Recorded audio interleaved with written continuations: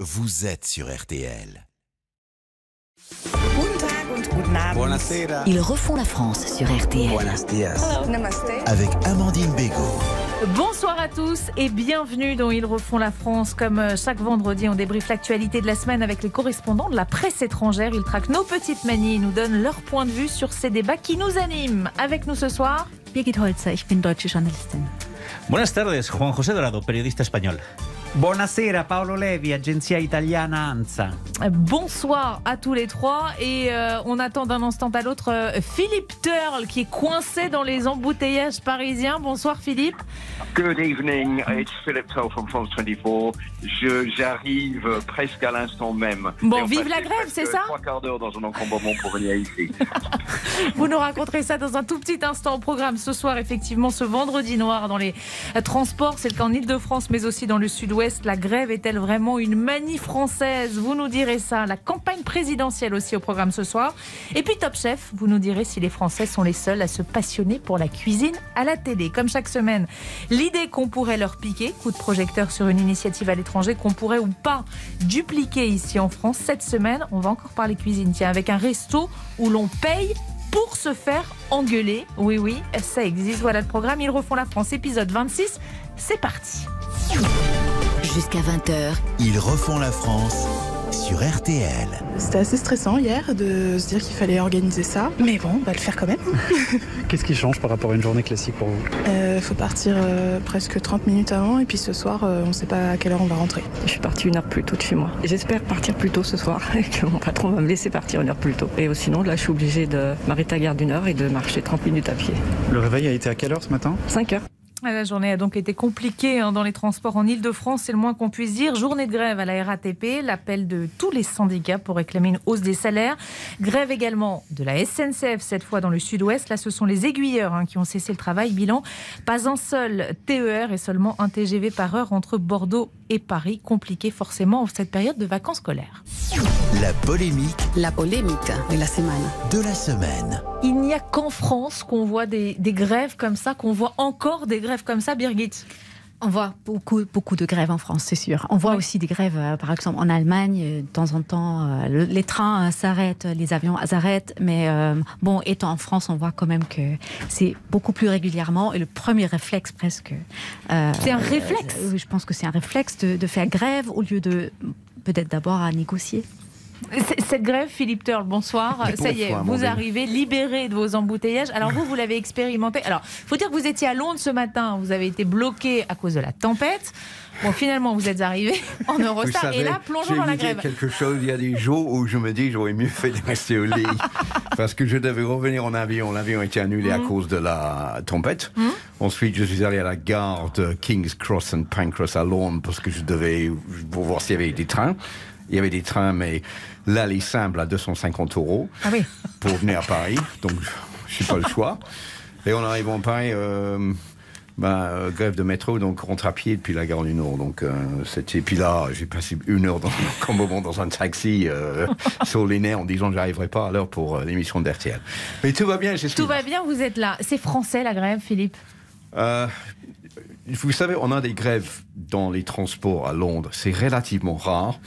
Mais quand il y a des grèves, c'est quand même assez méchant parce que, point de vue pour les voyageurs, parce qu'il n'y a pas les moyens d'aller travailler comme aujourd'hui à Paris.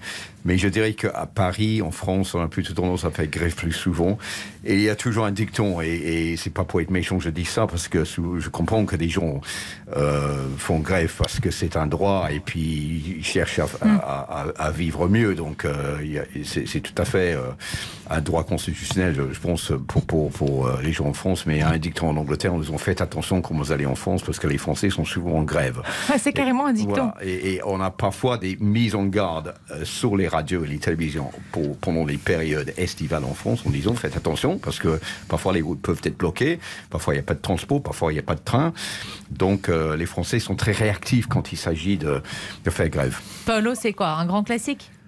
Mais écoutez, la grève en France, période il y a de vacances ou la encore Tour plus? Eiffel, le camembert et la grève. C'est vraiment inscrit dans l'ADN même du pays. C'est un droit constitutionnel et quelque part... ça fait partie vraiment de l'identité française.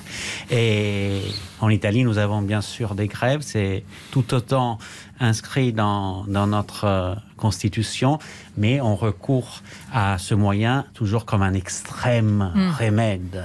D'abord, on cherche avant tout à résoudre les questions en négociant, en trouvant des compromis.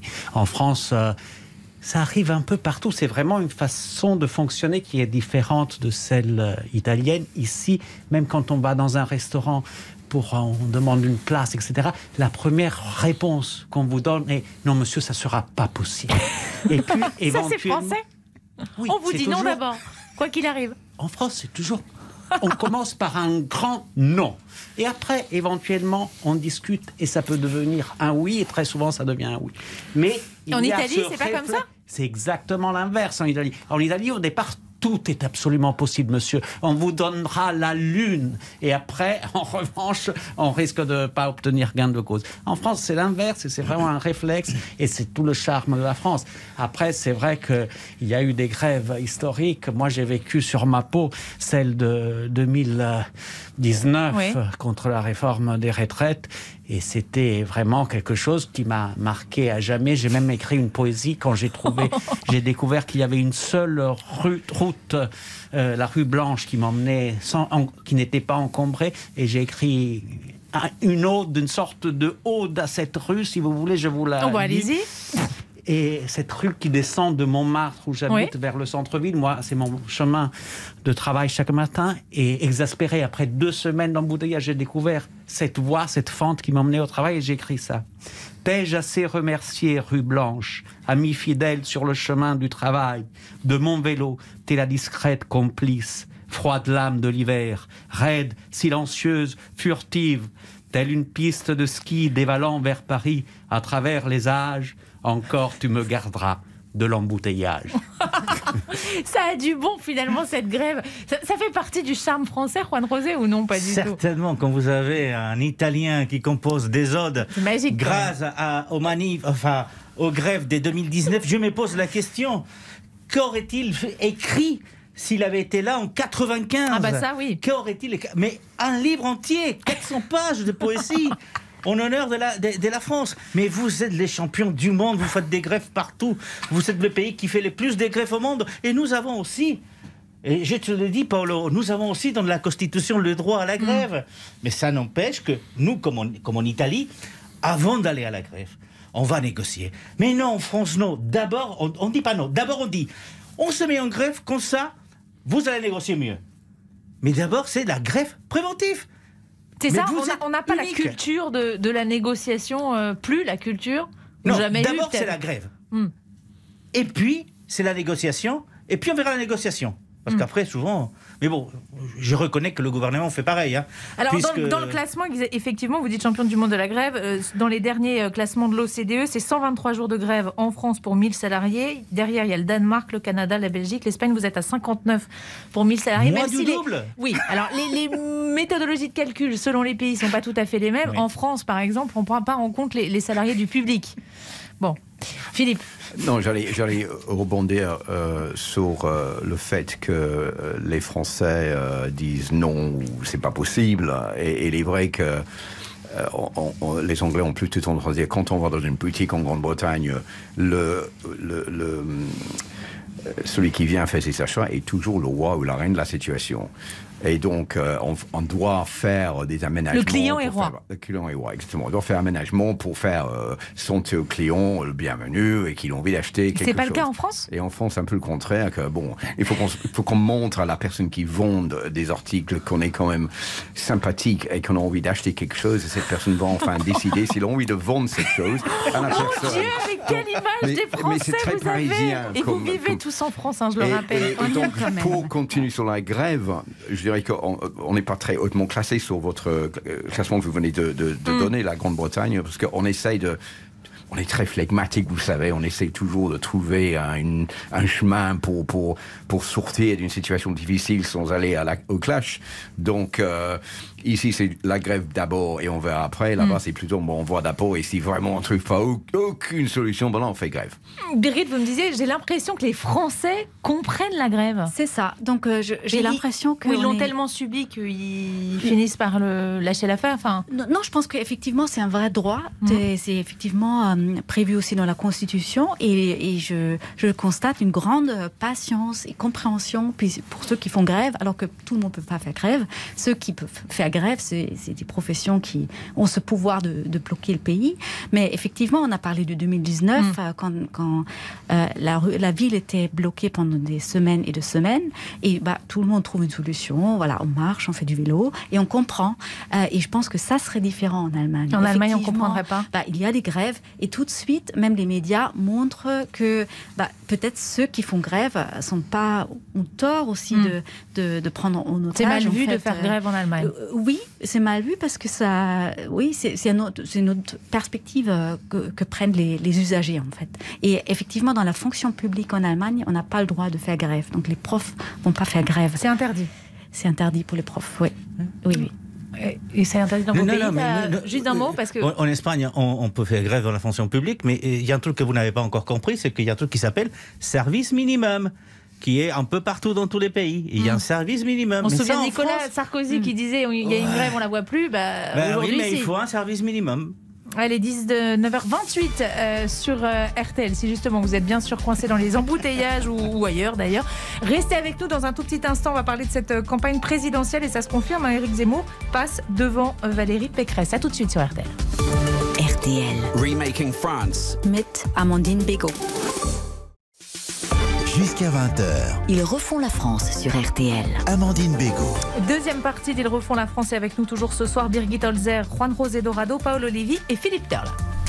The figure of the week. Le chiffre de la semaine. Et notre chiffre cette semaine, c'est 51. 51 comme le nombre de jours qui nous séparent du premier tour de la présidentielle. RTL a publié son nouveau baromètre ce matin, baromètre BVA pour RTL et Orange. Pas de changement pour la première place. Emmanuel Macron est toujours en tête, assez largement, avec 24% d'intention de vote. Marine Le Pen gagne un demi-point à 17,5%. Et ce qui change, c'est la troisième place. Éric Zemmour qui passe devant Valérie Pécresse avec 14,5% des intentions de vote, contre 13,5% pour la candidate LR. La donna della settimana. La femme de la semaine. Oui, je le crois, il y a un pacte 20 fois séculaire entre la grandeur de la France et la liberté du monde.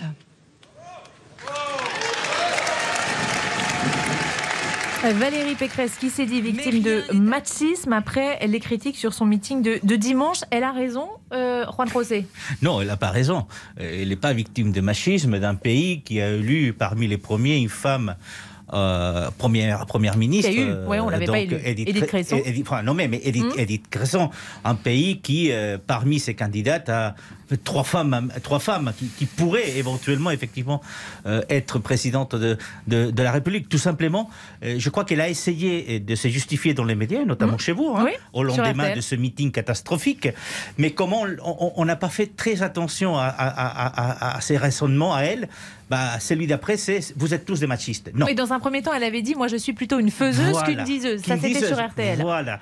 Donc, en fait, c'est parce qu'on n'a pas écouté le premier argument qu'elle va chercher le deuxième, qui est beaucoup plus simple. Mais non, la France n'a pas été machiste avec elle. Elle a été vraiment très mauvaise lors de ce meeting. Birgit ?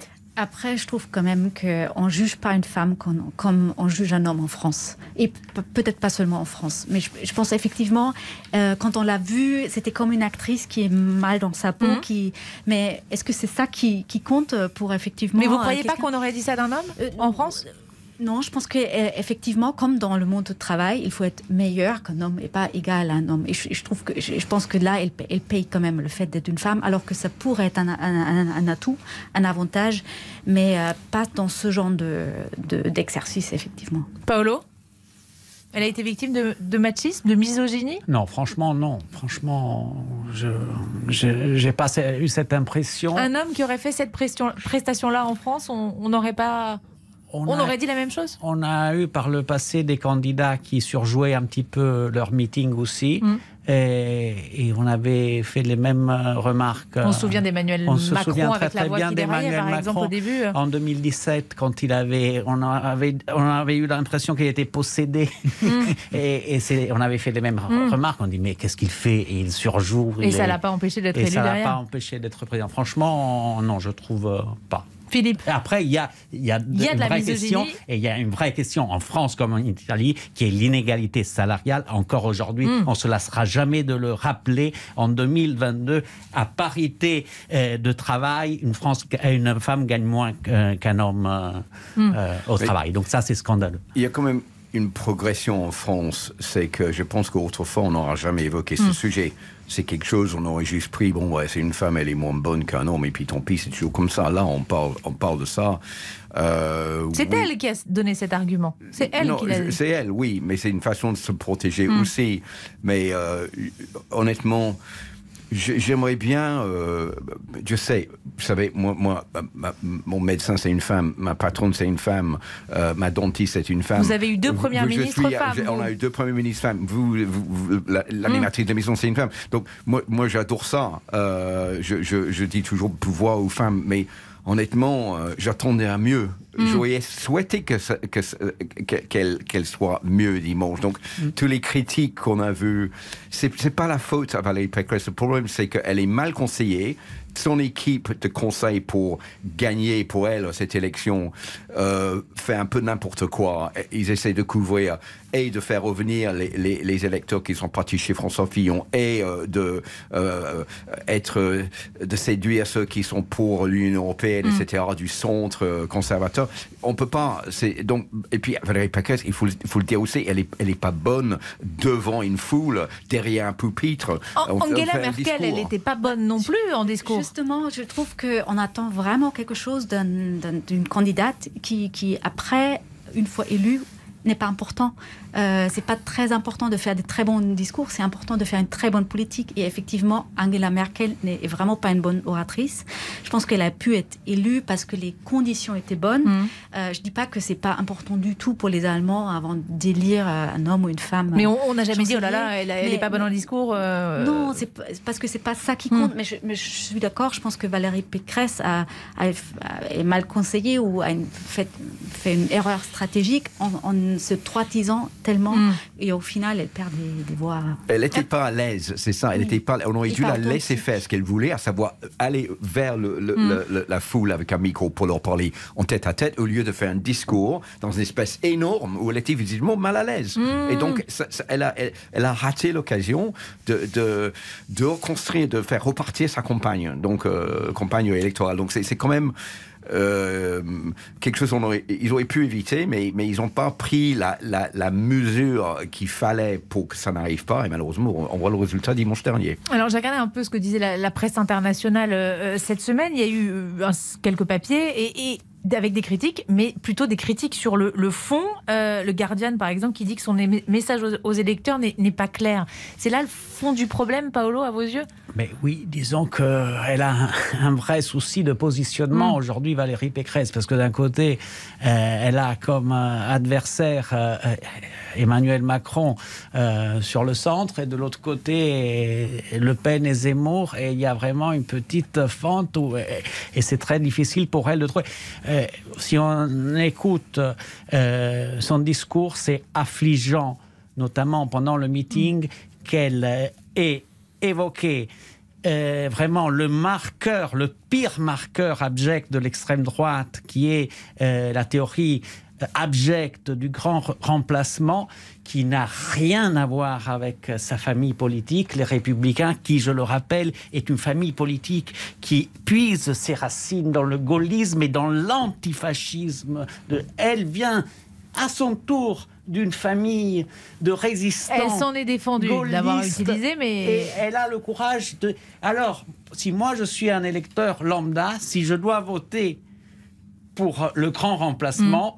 Mais je vais voter l'original. Zemmour, certainement, je ne vais pas voter la version édulcorée de Pécresse. Donc, on ne comprend pas. C'est vraiment pas clair. Mais ça manque vraiment d'une ligne politique claire. Et tout autant dommage parce que cette femme, je pense qu'elle a des côtés aussi très très positifs.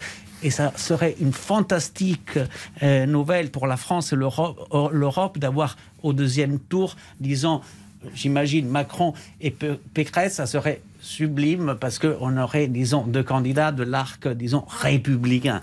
Mais malheureusement, elle n'a pas été très bonne. Alors, vous évoquiez justement l'original et après, il y a à la copie. Qu'on se demande. on enchaîne. L'homme de la semaine.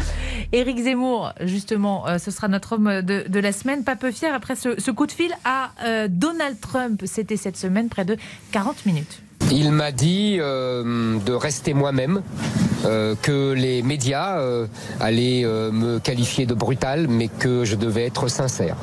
Et que l'important, c'était de garder ma sincérité. Et je pense qu'il a raison.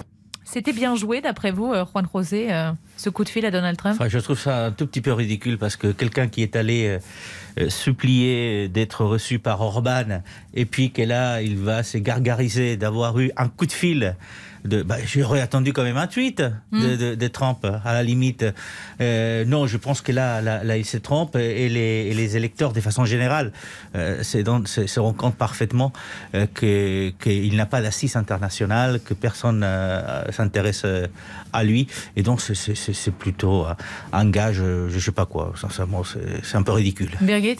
Il n'a pas eu de soutien officiel non plus de Trump, mais je pense effectivement, il veut montrer surtout que Trump, tout le monde, personne croyait qu'il pourrait être élu, et finalement, il est arrivé, donc il essaye de faire le parallèle, et effectivement, il n'a pas encore beaucoup de légitimité internationale, donc il essaye de se rattraper, mais après, l'image de Trump est quand même très, très contrastée, et surtout après sa fin de son mandat, avec l'assaut du Capitole, c'est pas forcément...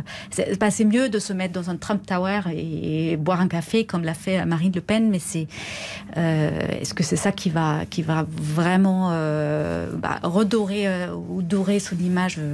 J'ai des doutes. Alors, toujours est-il qu'il grimpe dans les sondages. Je disais, dans le baromètre BVA, il devance désormais Valérie Pécresse. Et ce soir, dans le baromètre IFOP, le rolling qui est publié tous les jours par Paris Match, il devance même Marine Le Pen. Il est sur une courbe ascendante, Philippe Turle. Bon, alors d'abord, pour revenir sur son coup de fil avec Donald Trump, c'est drôle parce qu'il oublie de dire l'essentiel, et l'essentiel, c'est que Donald Trump ne le soutient pas. Donald Trump a dit qu'il soutiendrait Emmanuel Macron, en disant c'est un type chic. Donc, très bien, il a parlé avec Donald Trump. Bon, quelle référence, hein. Je sais que Éric Zemmour pense que Donald Trump on a volé son élection. Donc, pour lui... c'est l'héros. Je rappelle aux auditeurs que Donald Trump a quand même envoyé ses supporters jusque dans le Capitole le 20 janvier l'année dernière. Donc c'était quand même...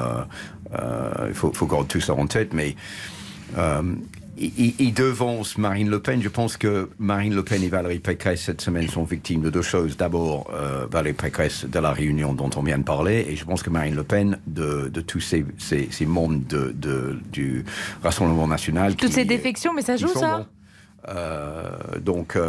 Et puis c'est vrai que Éric Zemmour fait le buzz. Il a réussi le coup de faire le buzz. Il est très fort là-dessus et il envoie des cartes postales systématiquement pour attirer l'attention là-dessus. Il est provocateur. Les gens, ils aiment ça. Cette campagne... les gens, ils s'intéressent pas vraiment à ce que les gens proposent, c'est plutôt sur les personnages. Et en Angleterre, on est fasciné par Éric Zemmour. On dit, comment ça se fait que 2 fois de suite, on a Emmanuel Macron qui vient de nulle part, qui gagne l'élection présidentielle en 2017. Et rebelote, cette fois-ci, on a quelqu'un d'autre qui vient de nulle part. En Angleterre, c'est impossible que ça soit comme ça. Donc, il n'y a pas un jour où il n'y a pas un article sur Éric Zemmour dans la presse britannique. Dans la presse britannique. Aujourd'hui, dans le Daily Telegraph, je le lisais dans les Eurostar tout à l'heure, qui parlait d'Éric Zemmour et ses soutiens qui essayent de virer et de refaire le page Wikipédia d'Éric Zemmour pour ajouter des choses sur beaucoup de choses dont il a envie d'ajouter que c'est peut-être pas le bon moment pour les mettre. Un tout petit mot, Paolo, parce qu'on est pressé par le temps. Vous me disiez, et ça revient sur ce que disent les Français, 4 Français sur 10 se disent déçus par cette campagne. Déception, c'est le mot qui revient le plus quand on les interroge. Vous me disiez, quel ennui cette campagne, vous en avez couvert d'autres? Oui, j'ai couvert Sarkozy 2007-2008 avec Ségolène Royal, j'ai couvert 2012, Hollande, Sarkozy, 2017. À chaque fois, c'était passionnant. Il y avait des débats, il y avait vraiment des... Là, vous avez du mal à vendre vos papiers, vous me disiez, en Italie. J'ai du mal, on s'ennuie énormément. Il y a Emmanuel Macron, le vol du Condor, qui est à 5000 mètres d'altitude, et tout en bas, il y a ce petit monde de candidats ou pseudo-candidats des extrêmes qui n'arrivent pas à percer aussi pour une vraie maladie, je pense, du monde occidental aujourd'hui, d'ego. Mais à un certain moment, à gauche, à droite, tout comme à gauche comme à droite, accordez-vous sur un... Là, on vient presque à la grève, en fait. Voilà, c'est la même... On ne sait pas discuter. Produisez un nom à droite, un nom à gauche, et voilà, aujourd'hui, dans ce combat d'ego, il y a Emmanuel Macron qui vole. Je dis, on arrive à un tel point d'ennui qu'on se dit à la rédaction, qu'est-ce qui arrivera en premier, l'invasion de l'Ukraine par Vladimir Poutine ou l'annonce de la candidature d'Emmanuel Macron pour l'élection présidentielle, et on ne sait toujours pas. Peut-être que l'un et l'autre sont liés. La semaine prochaine. C'est sans doute le cas. Allez, petite pause. On va parler télé et cuisine dans un instant.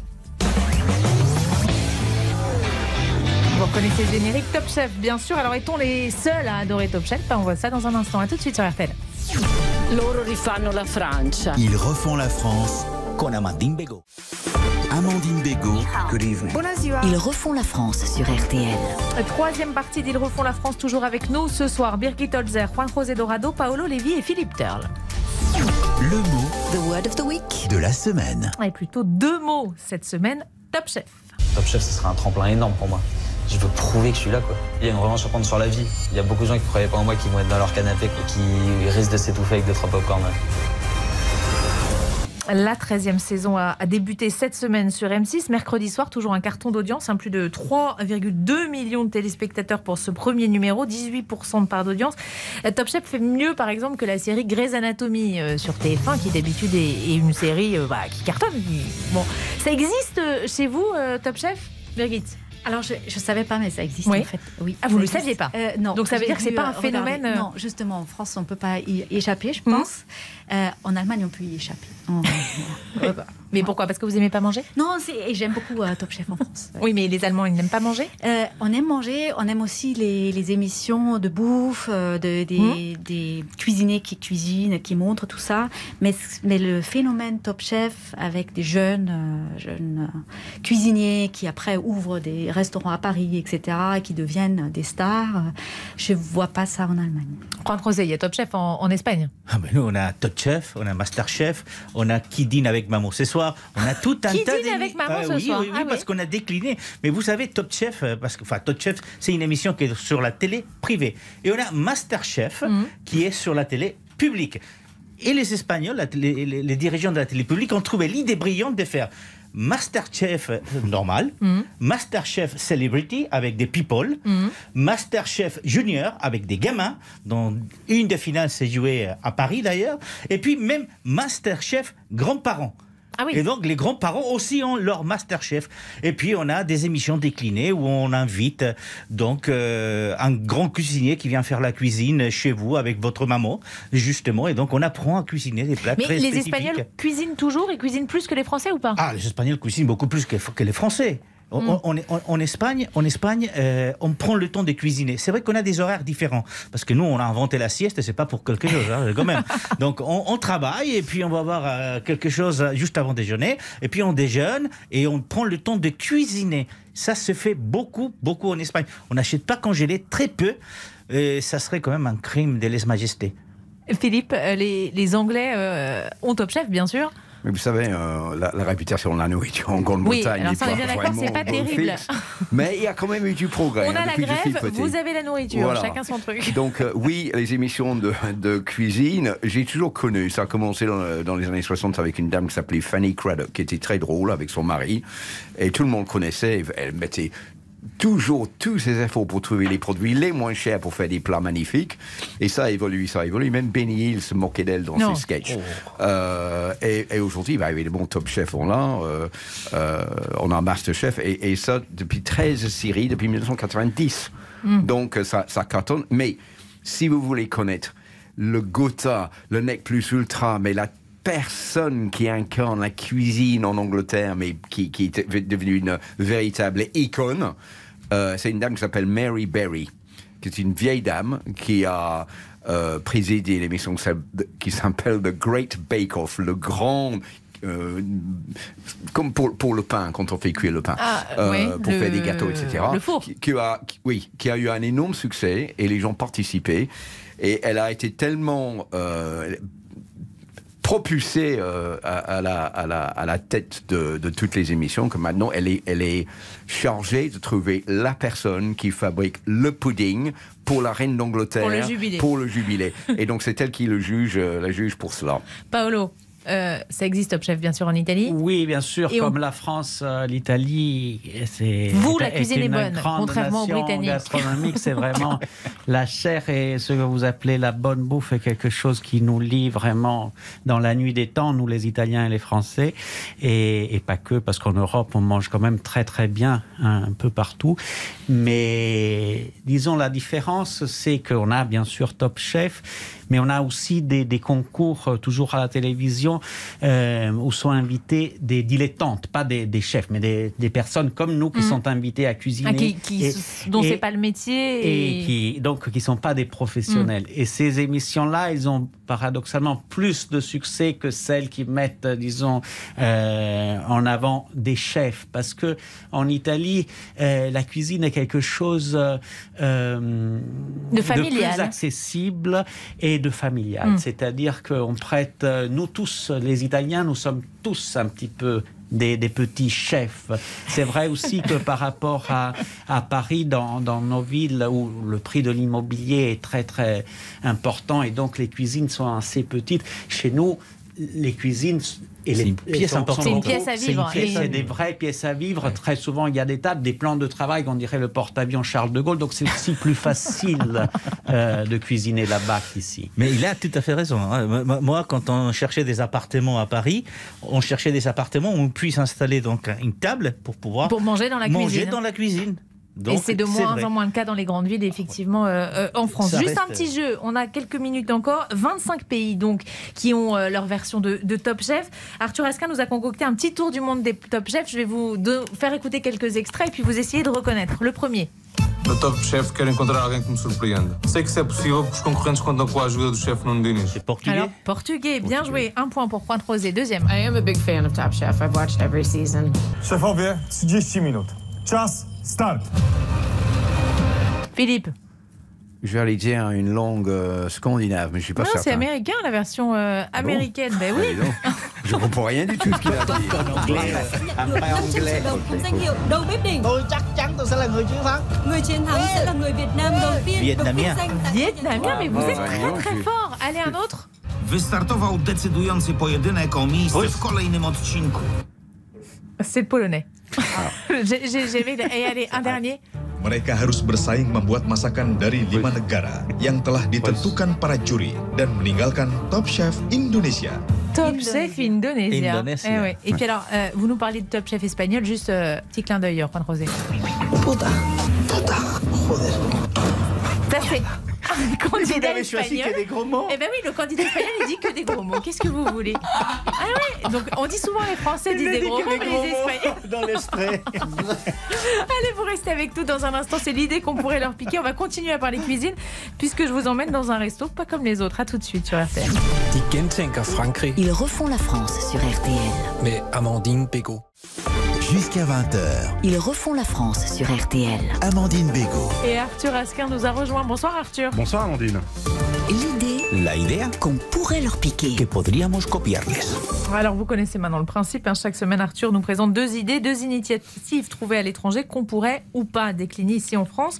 On va commencer avec une curieuse manière de recevoir les clients au restaurant en Italie. En Australie, pardon. En Australie, oui. Nourriture délicieuse, serveur exécrable, c'est la devise des établissements de la chaîne Karen's Diner. Le principe, c'est de se faire insulter par le personnel dès l'entrée du restaurant. Ça se passe de traduction. Voilà, en gros, c'est allez vous faire voir en quelque sorte. Les serveurs ensuite vous jettent presque les menus au visage. Ils n'hésitent pas à brandir des doigts d'honneur dès que vous leur posez une question. Et si vous avez le malheur d'être vegan, alors là, vous avez le droit à un traitement spécial. I must sadly inform Je dois vous dire que nous avons une personne végane. Merci de la huer le plus fort possible, s'il vous plaît. Tiens, voilà, c'est bien fait pour toi.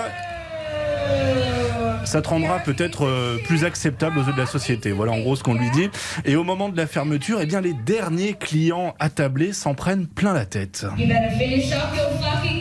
Vous avez intérêt à finir rapidement votre assiette. Moi, je dois rentrer à la maison. Voilà.